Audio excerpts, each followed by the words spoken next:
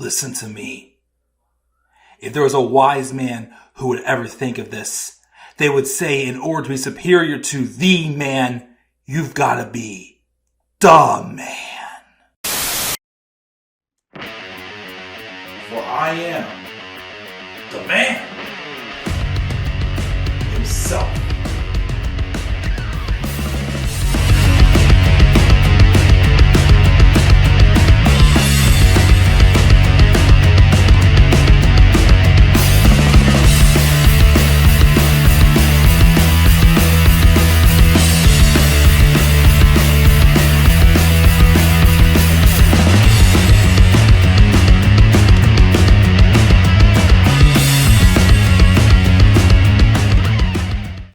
Ladies and gentlemen, I'm going to begin this stream with a rant, and I'm going to end this, recording with a rant. It's not a stream. We are not live. Hello, guys. What is going on? How you guys all doing this Monday evening?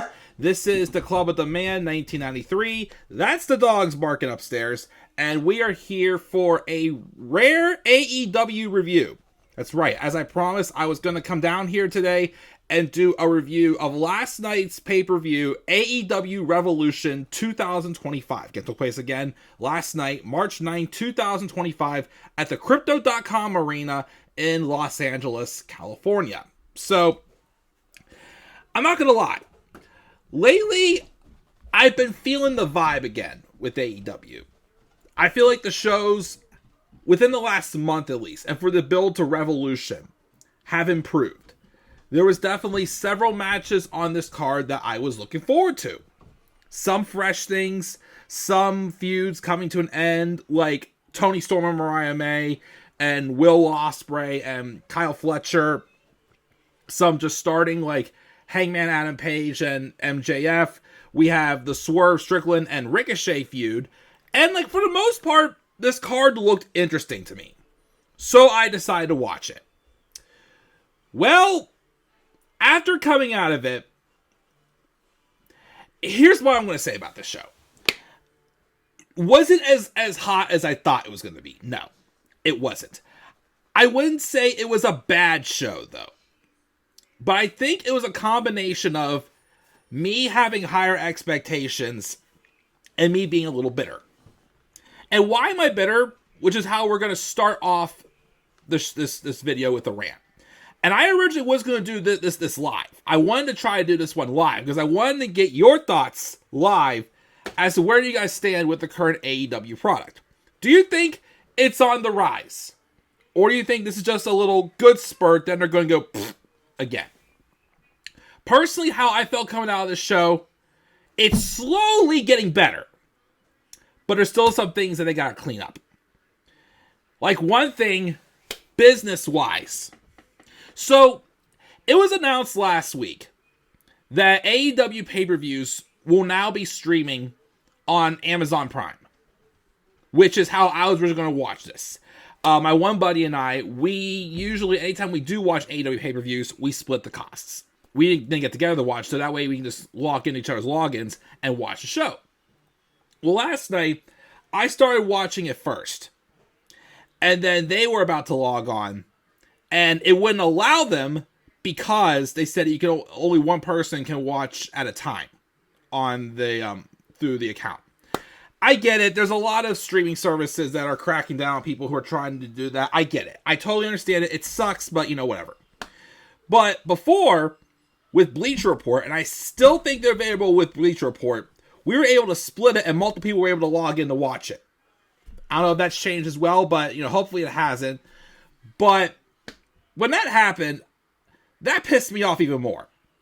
More so at Tony Khan, because why won't he? Because I don't understand why AEW cannot get a streaming deal like WWE has, where they can upload, you pay for a subscription for a streaming service, and you can still get your pay-per-views. Why you have to pay? Because right now, luckily, I could have either watched it on this one streaming site my friend told me about, where it's kind of like a bootleg site where you can watch that, or like I said at the time, my wife currently has a free trial for Amazon Prime because of a movie she wanted to watch on there. So after that happened, we just bought the pay-per-view on our free trial Prime account, which was, I had to pay $50. $50 instead of the $25 by splitting it with my friend. Why can't it at least be a discounted price if you have to pay for a subscription for, the service anyways? That pissed me off. That really pissed me off. Never again am I using Amazon Prime to watch an AEW pay-per-view. Either I could split it through Bleacher Report, my friend, or if they do ever decide to get a streaming deal and at least do a discounted price, or even not charge us like WWE does, then okay. But I am not wasting $50 again through Amazon Prime. That was just ridiculous. And I don't blame my friend for that. I don't hold him, he didn't know, but I still find that ridiculous. That we have, 9, 12 pay-per-views a year now for AEW, and you still have to pay $50 for each of them?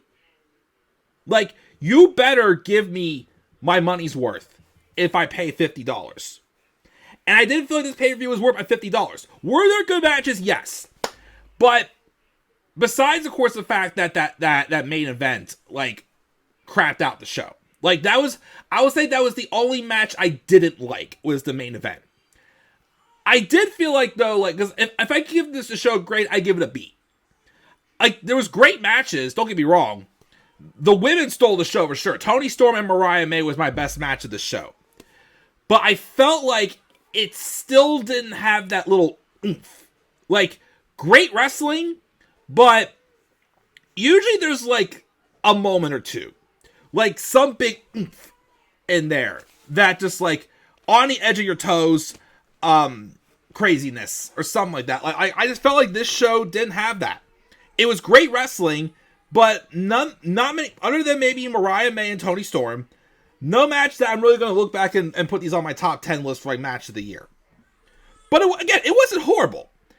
It's just that when I'm forced to pay $50, which again, I could have just streamed it, but I still, bought it off of Amazon because of, just, I didn't want to play around with the stream stuff, make sure it works, especially since I was still doing live reactions. That just pissed me off. How, again, I basically had to pay $50 for a show that I felt was not even worth $50. So, yeah, that pissed me off. But then, of course, we got the main event that everything pissed me off. But other than that, let's talk about the show. Like I said, if the show had a little more, oomph to it, I may have done this live. But again, because it didn't, I'm just going to talk about the results, say some brief thoughts, and then call it a day. Did this, like I said, some episodes of Dynamite have given me the itch to start reviewing Dynamite again. But it's this show was not quite yet. Not yet. There were some good things, yes. But like I said, it wasn't a legendary show. We had a bunch of A-level pay-per-views in AEW last year. And I felt like this just wasn't one of them. And not because of the main event, it's just this stuff was great, but I did expect a little more. Again, besides me being bitter about the whole, payment, $50, having to pay the full $50 and not be able to split it with my friend. I just felt like, my expectations were a little too high for the show. And maybe that's why I didn't enjoy it as much as I some people may have. Because a lot of people are saying that this was a great pay-per-view, but that main event hurt it. I agree. I just don't feel like I give it as high of a grade as other content creators have on YouTube. But we're going to talk about it. We're going to go through the card. We opened up with MJF versus Hangman Adam Page. A match I was definitely excited for. And I thought it was a good opener. But again, I kind of expected a little more. I didn't get... I liked a few parts of the match. For example, at the beginning of the match, there was one time where... Hangman was on his knees, and MJ just walked up to him and just tapped his crotch right into his face, which that was kind of a douche move by MJ, but it's something he would do. I do like also that he was kind of playing dodge whenever Hangman was setting up for the buckshot lariat, but he would roll out of the way. Hangman did hit it twice, one obviously to win, But the other one, though, when he hit it, and again, I rant about this all the time. I cannot stand this. But, of course, when he hit it, MJF rolled close to the ropes. And Hangman again pinned the leg farthest from the ropes.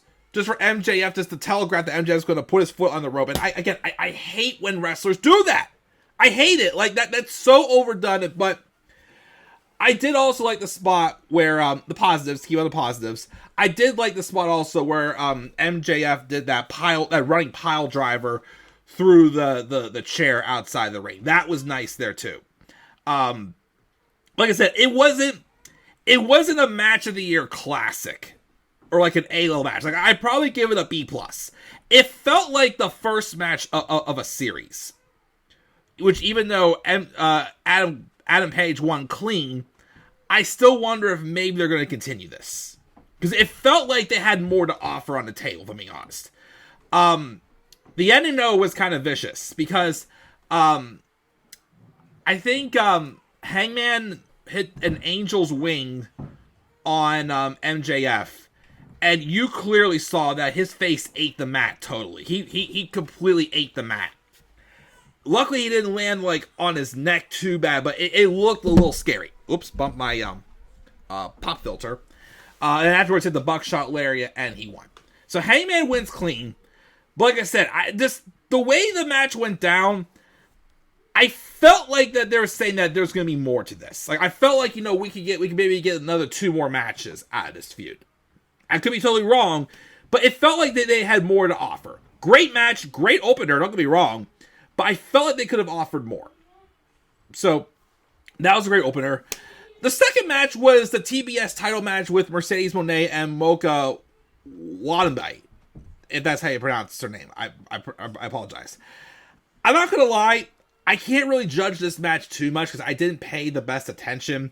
Because it was during this match when my friend texted me that they were having issues watching because I was watching. And all that jazz. And I was also trying to take care of a couple of other things. That's another thing too. I think that kind of hurt my grade too, is the fact that I was like trying to upload a bunch of other videos at the same time. So that's kind of on me right there. But even so, I didn't expect much from this match. Mercedes Moné is just fighting a bunch of random people. I don't really know much about Momo Wanbe and whatnot. But what I saw, it was a solid match. I'll say it was solid. And Mercedes Moné won. I can't say much about it. I don't really have much to say about it either way, but Mercedes won. But they are having Billy Starks. I think that's her name. I don't want to get confused with Billy Sparks, the character from Young Sheldon. Kind of keeping an eye on Mercedes, who is one of the minions in Ring of Honor, apparently, for Athena. So, if they're teasing a future match with Mercedes Moné and Athena, let's go. Which could be happening at Dynasty or at Double or Nothing. And maybe that's where Mercedes drops the title to Athena. I'd like it. Would you? Cool. Match number 3. Of the 3 matches I did live reactions to, this one was probably my favorite one. It wasn't my match of the night, but it was probably my favorite one I did live reactions to. Swerve Strickland versus Ricochet. Great match. I kind of put this match above most things. I feel like this one did have some storytelling to it. So obviously Ricochet has been, going at it with Swerve for a couple months now since Ricochet first turned heel. Agility in this match was outstanding. I just love how there's the fast pace, smooth agility, craziness, NXT Ricochet, and AEW's Swerve Strickland. Because Swerve is just still on fire, and the star he was meant to be, getting paid the money he's worth as well, too, by the way. But, of course, the story throughout the match, too, was Prince Nana's robe. So, I was curious to see what would happen here, because Prince Nana basically put a lot of pressure on Swerve, basically, you get that robe back or I'm done with you. And there was a spot during the match where Ricochet, who has obviously, made Swerve's blood boil, really, pissed off Swerve, and Prince Nana was happy right there, and I guess Swerve mistaken him for the referee, and he pushed Nana. Nana walked away and even gave him the finger. So I'm like, uh-oh. So Nana's walking away. And you wonder if that's a tease that he's gonna turn on Swerve and team with Ricochet. Well, the match did continue. And eventually, again, besides the fact there was the awesome counters and maneuvers and whatnot, which is pretty cool, Nana eventually came back. And the robe was just chilling on one of the posts in the corner. Nana took the robe. But then Ricochet did a dive onto Nana, took the robe, and continued to wrestle in the robe. Which I thought was cool. Also, there was some actress or someone in the crowd screaming for Swerve they were giving a bunch of attention to. I didn't quite understand why or whatnot, but that was a little awkward there, but again, it's my fault for not knowing who she is, so I can't fully blame that on AEW, but I was just like, what's the point of that woman getting involved? But of course, when Ricochet took out Nana, I'm like, oh, this is where Nana's probably going to turn on Swerve and Ricochet's going to win. Nope. Nana played tug of war with Ricochet for the robe, which I surprisingly did not rip. I thought the robe was going to rip when they were tug of war in it. And, but eventually though, they're going to get the robe off of him. Swerve hit the end, the JML driver, whatever he calls it. And Swerve got the win. So Swerve is now the number one contender for the AEW World title. I don't know if that means his feud with Ricochet is done, because that's only the second match and they're 1-1. But yeah, he won. Him and Nana are cool. Nana got his robe back. I'm like, okay. So are we moving on from this, or are we? We're going to come back to this after Swerve gets his title shot, which as of now it looks like he's going to get the title shot at Dynasty. Which, funny enough, I thought about this, especially how the show ended, where he took out the current champion.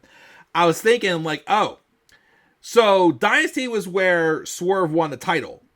So should hopefully Dynasty be who show? Swerve show, and win the title back. Based off how the main event went in the show, I hope to God that's the case. But yeah, great match. Like I said, this match I liked above most of the others because there was story involved. The others didn't have much of a story. It was just wrestling, which, you know, wrestling's awesome, but you gotta have some story to give that little oomph to it. Which again, like I said, was what I thought Revolution was lacking, some oomph. Some, like, you know, moments. But still a great match though, for sure. Both men are phenomenal. Obviously, they probably wrestle each other in Lucha Underground. But I feel like this one we may come back to. Because, again, they are 1-1, and Ricochet is killing it in this heel role. Match number 4, another match that was good, but I didn't care too much for Kazuchika Okada and Brody King for the Continental Championship.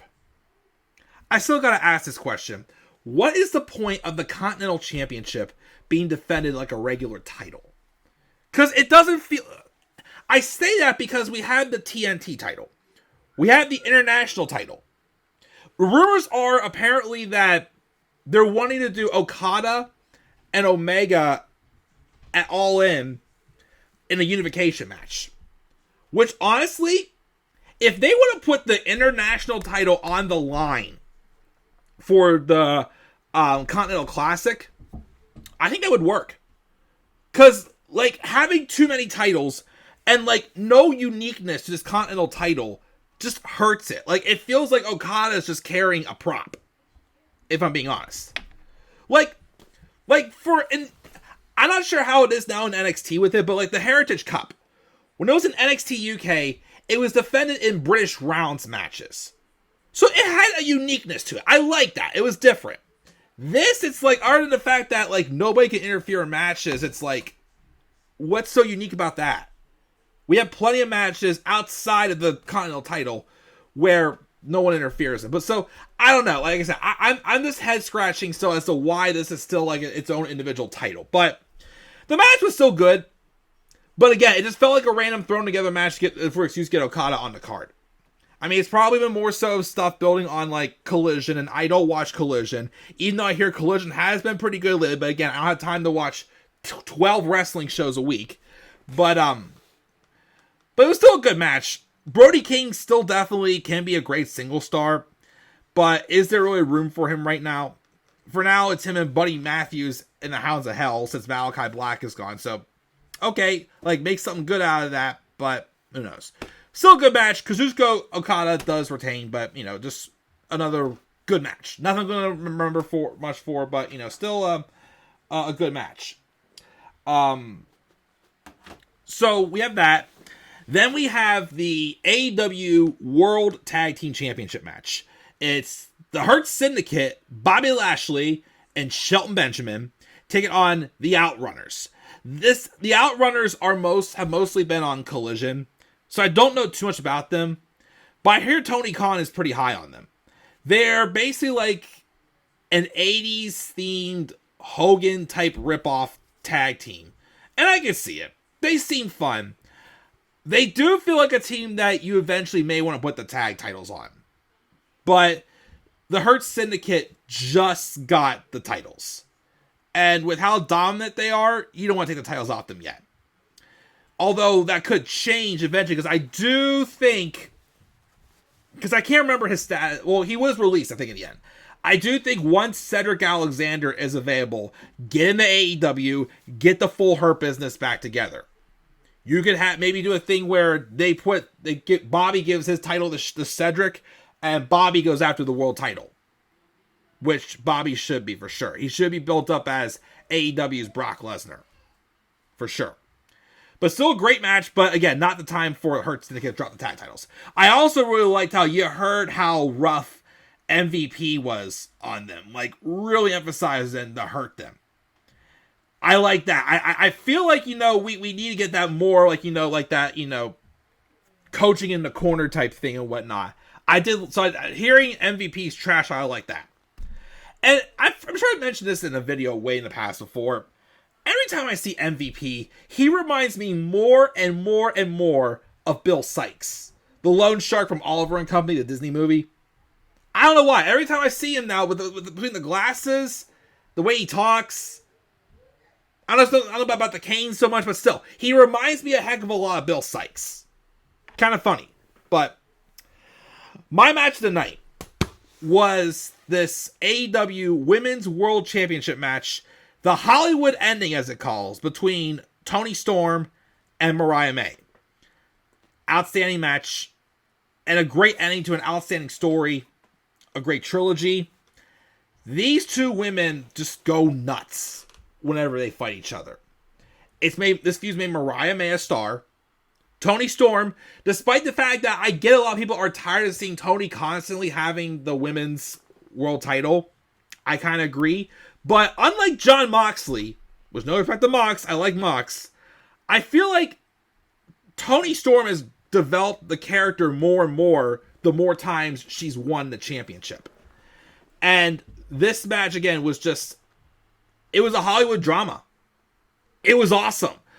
Between Mariah May, immediately, it was Hollywood ending, but it was basically a Falls Count Anywhere match. Mariah May threatened Toni Storm with a taser, first off the beginning. There was, they used a lot of broken glass. I think, didn't they, like, tape their hands and like, tape the glass to it? And that busted them open? Mariah May also took a broken glass bottle, right into between Toni Storm's legs. Yes, very suggestive, but still, it was, for the setting and the characters, it's like, it was brutal, but it's like, that works for this. That wasn't cheap. That was clever right there, I thought. There was, the shoe got involved in there as well. There was a table. A lot of people are saying this is probably the most violent women's match in AEW. And I can kind of agree. I think it did surpass the Thunder Rosa and Britt Baker Lights Out match from St. Patrick's Day Slam in 2021? 2020 or 2021 was when they had that Lights Out match. It may have outdone that. I would say the two most violent matches, well, there was a tag match involving Anna Jay and Ty Mello, I remember. I forgot who they wrestled, but that was very underrated. And I also think of the street fight with Willow Nightingale and Chris Statlander from All Out last year. But I think this is probably the most violent and probably maybe the best women's match in AEW for sure. Toni Storm does win after dropping Mariah through a table. And the shot of them just laying there, obviously just literally beating the hell out of each other. Bloody like crazy. Like, again, it was the true definition of a Hollywood cinema drama. It was an awesome match. Like I said, great use of the weapons. And a great feud that's come to an end. So who does Toni fight next? I don't know. I really don't know, to be honest. Like, is anybody really heating up that much in the women's division? I don't know. We'll see what happens next. But yeah, great match for sure. And yeah, my match of the night. Then we had the last 3 of the last 4 matches were definitely what really picked up the pace for the show for me. This match with Konosuke Takashita and Kenny Omega for the International Championship. This match was good. It wasn't... This is another match that I had very high expectations set for it. I felt like it took a little bit longer, just my opinion.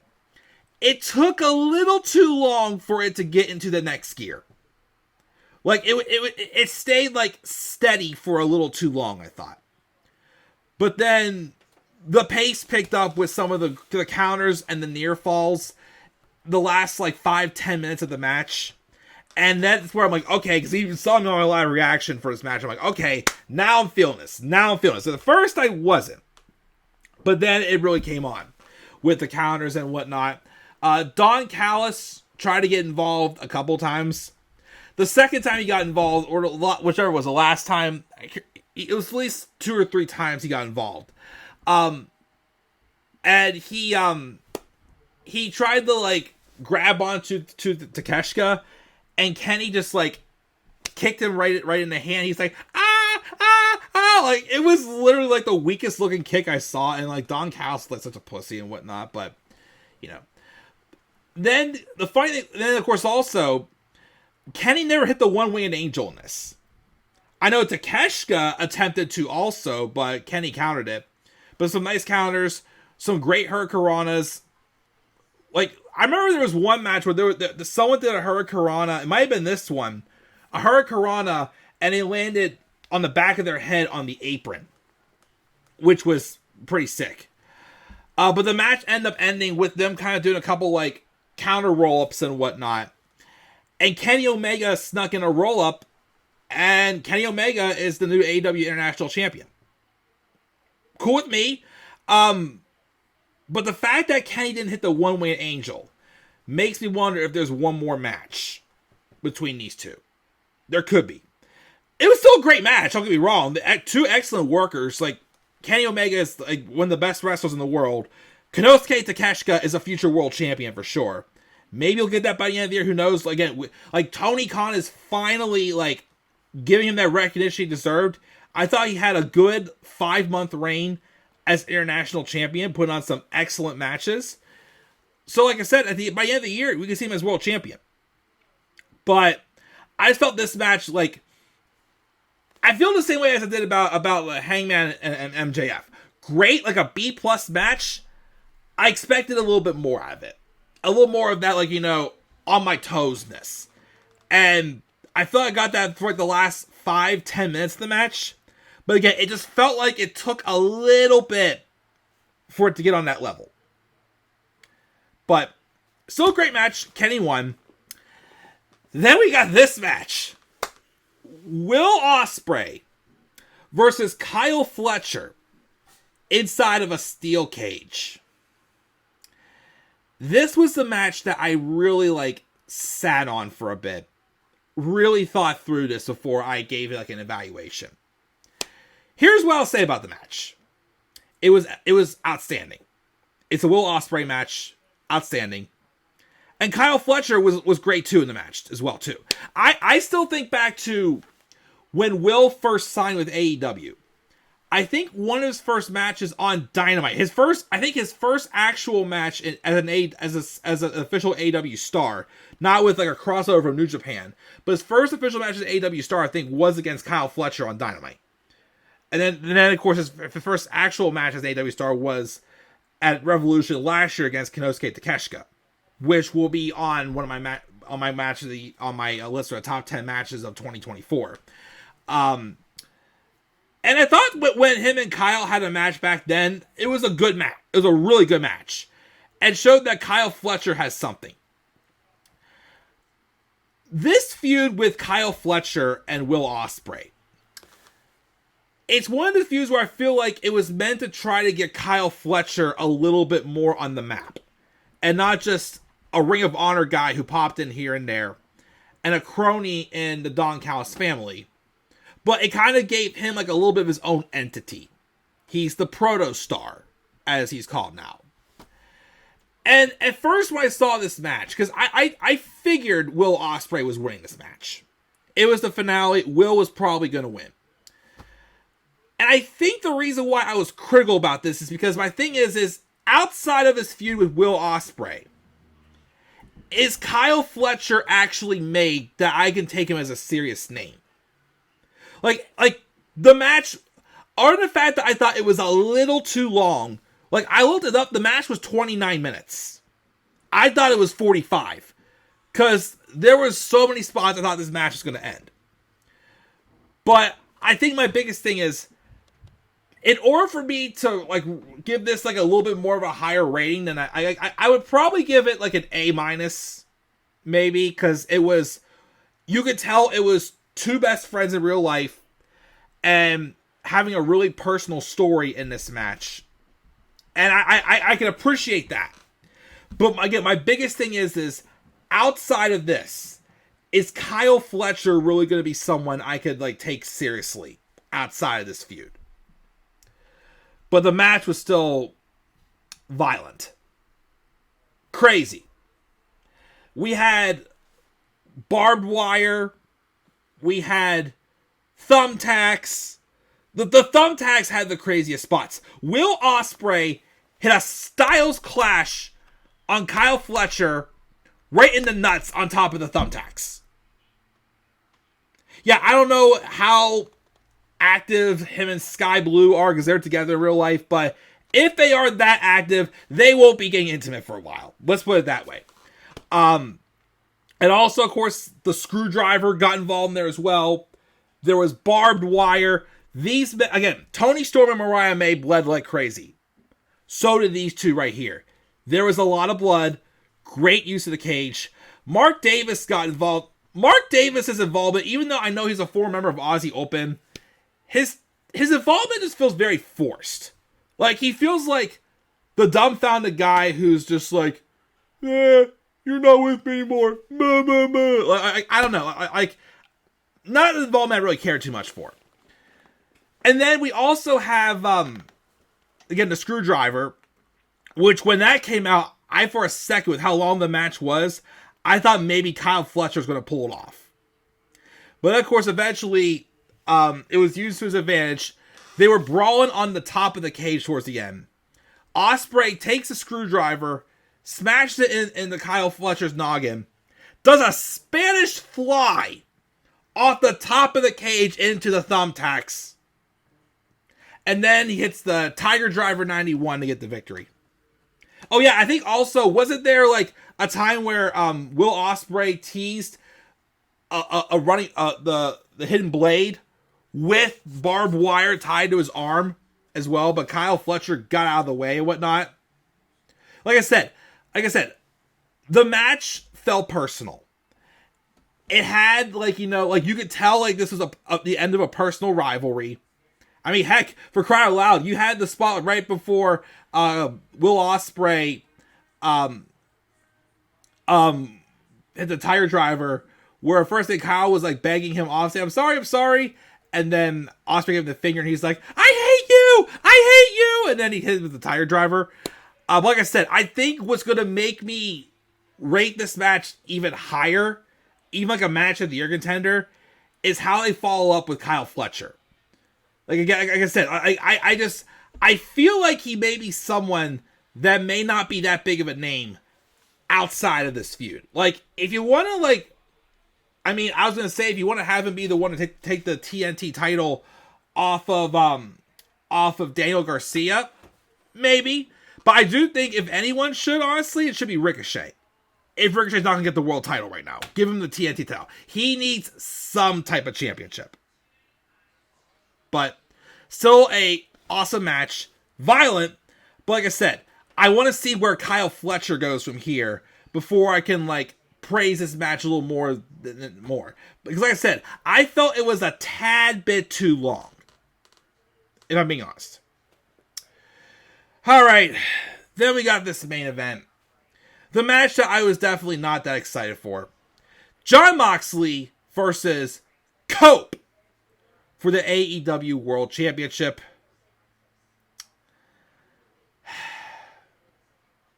This Death Rider storyline needs to end. Like, it felt like recently Tony Khan was cleaning some things up. There was the storyline with MJF and Jeff Jarrett, which we were probably supposed to get at this pay-per-view. They cut that storyline. Thank God. And it led to MJF and Hangman Page. He finally let some talent go that didn't want to be there. Ricky Starks, Malachi Black, Miro, Ray Phoenix, and other things he was doing right. He was doing things right. Then the news came out that Shane McMahon apparently is not going to be AEW bound, which is the only reason why I was still giving hope to this Death Rider storyline. Now that Shane McMahon is not going to AEW, you know, I first said, what if it was still a ruse, and it'd be a good way to kind of get heat on Shane to come in. If that was the case, they would have done it in this match. And they didn't. Look, again, I love Jon Moxley. I love Adam Copeland. Cope, whatever you want to call him. I don't like I don't like that that's his official name. I'd rather be just a nickname and not his official name. But dear God, especially Moxley, this is not working out. Like, all of his matches since he won the world title, like, I don't know if he's just playing the character and being lazy and, I can't even describe the issues with this Death Rider storyline. Like, besides Cope, they're feuding with a bunch of, like, lower card guys. All Mox's matches have been come across as, like, very lazy and, like, not that interesting. Or, like, in this match, I even thought about it, because when I'm watching it, it was slow. It never got out of first gear. The crowd was dead. And I'm thinking, could this have used a stipulation? Because I felt like I was watching Seth Rollins and Dean Ambrose from TLC 2018 when they did a match with no stipulation, and we were all saying how, yes, this match needed a stipulation. Well, both these men, based off their history, you could have put some sort of stipulation to it. That could have spiced it up. Like, if Jon Moxley is being this, like, malicious man who just wants to take over the company for no reason, not work for anybody else, but just getting away with things just because officials are dumb, then why not make him more malicious instead of wrestling these boring standard matches that, again, are doing nothing for him?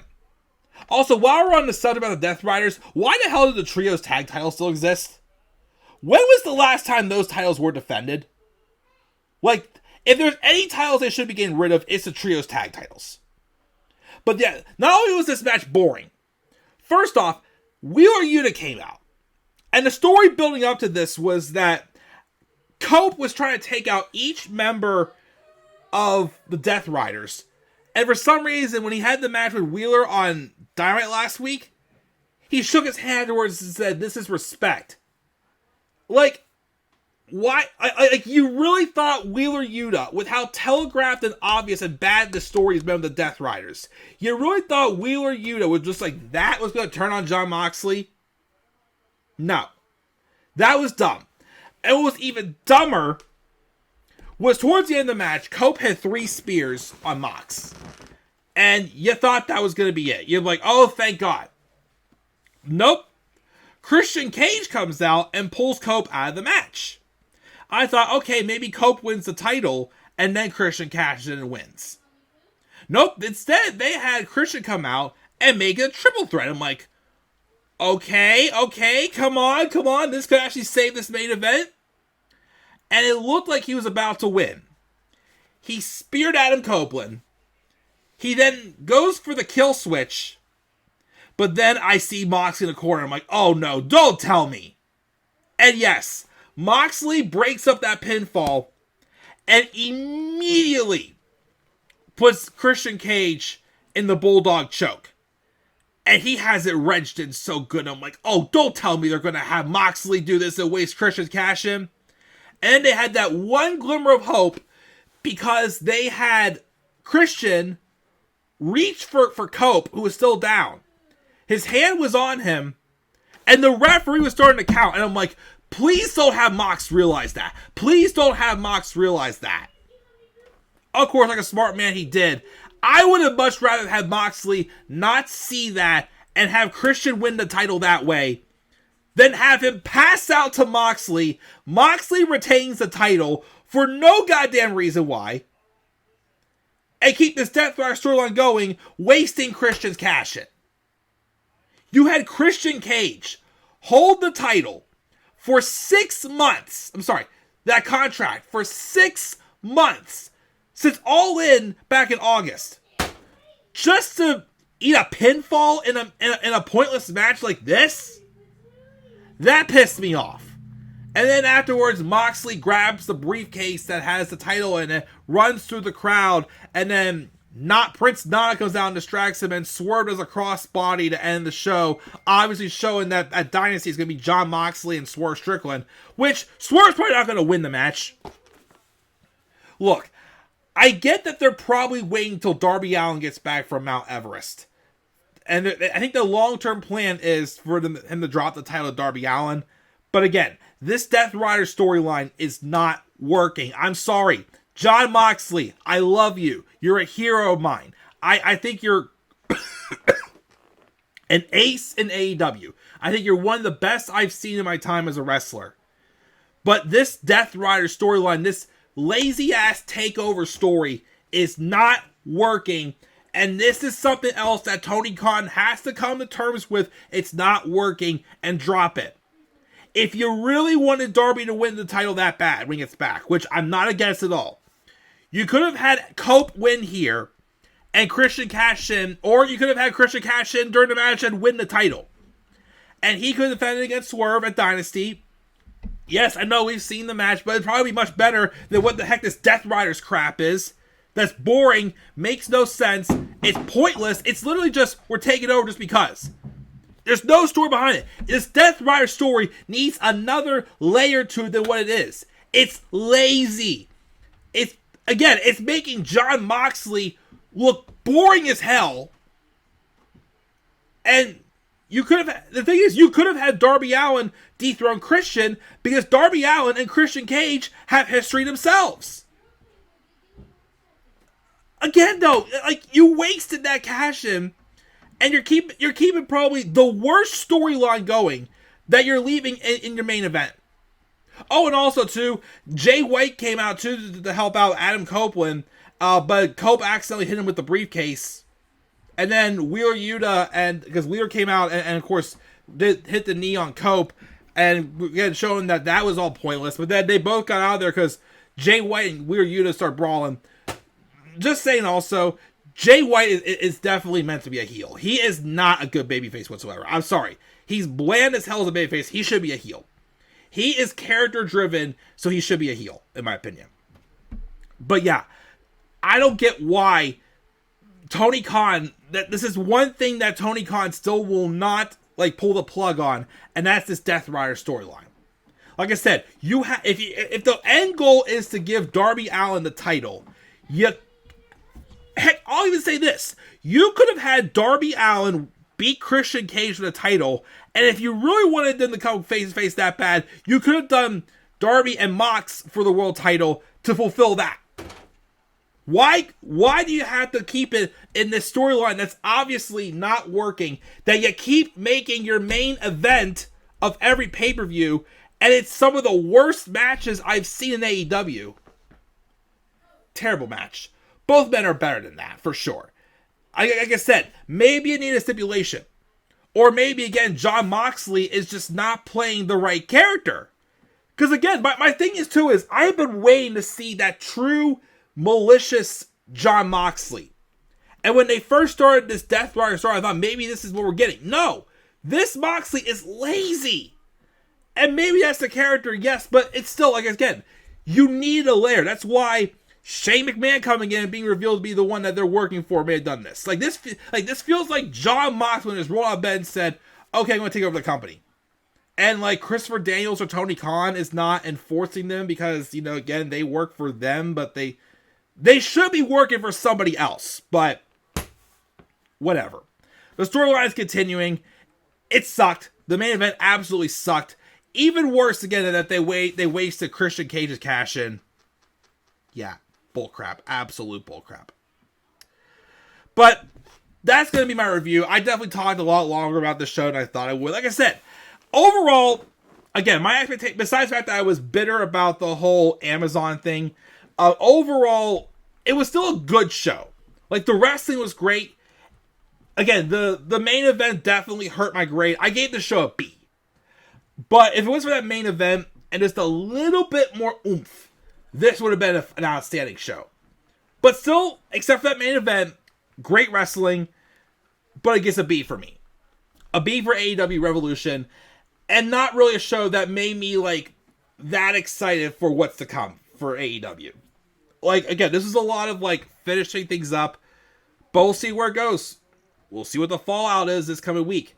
Again, they've been on a hot streak lately. Can they stay hot? We'll see. Leave your thoughts down in the comment section below. Slap a like on the video and subscribe for more content on my channel. Follow me on Twitter as well, the Club of the Man 93. You can also follow me on Instagram at the Club of the Man 1993. I'm checking out, guys. I'll catch you all later. Have a great rest of your night, and do not forget, in order to be superior to the man, you've got to be the man. And for I am the man himself. And that is not just an opinion, my friends. That is a fact of life. Yeah!